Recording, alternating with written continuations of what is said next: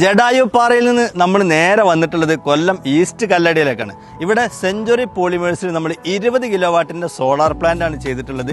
ദിവസവും 80 മുതൽ 100 യൂണിറ്റ് വരെ പ്രൊഡക്ഷൻ ചെയ്ത് KSEBക്ക് കൈമാറുന്ന ഈ അതിമനോഹരമായ പ്ലാന്റ് നമ്മൾ വിജയൻപിള്ള സാറിൻ്റെ ഉടമസ്ഥയിലുള്ള സെഞ്ചുറി പോളിമേഴ്സിലാണ് സ്ഥാപിച്ചിട്ടുള്ളത്.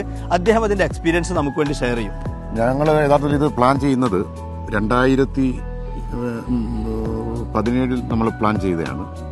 കാരണം എന്നാൽ കോവിഡ് കഴിഞ്ഞതിന് ശേഷമൊക്കെ നമ്മളിങ്ങനെ ചെറിയ പ്രശ്നങ്ങളും മഴയുടെയൊക്കെ പ്രശ്നം വന്ന സമയത്താണ് നമ്മൾ പ്ലാൻ ചെയ്തത്.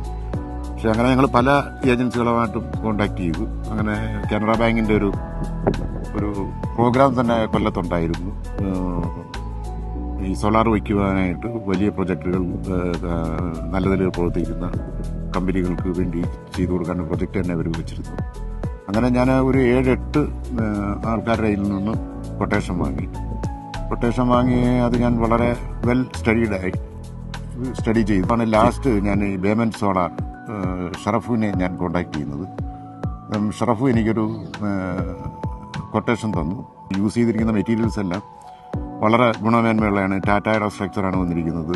മൈക്രോടെക്കിൻ്റെ ഇൻവെർട്ടർ മുതലായ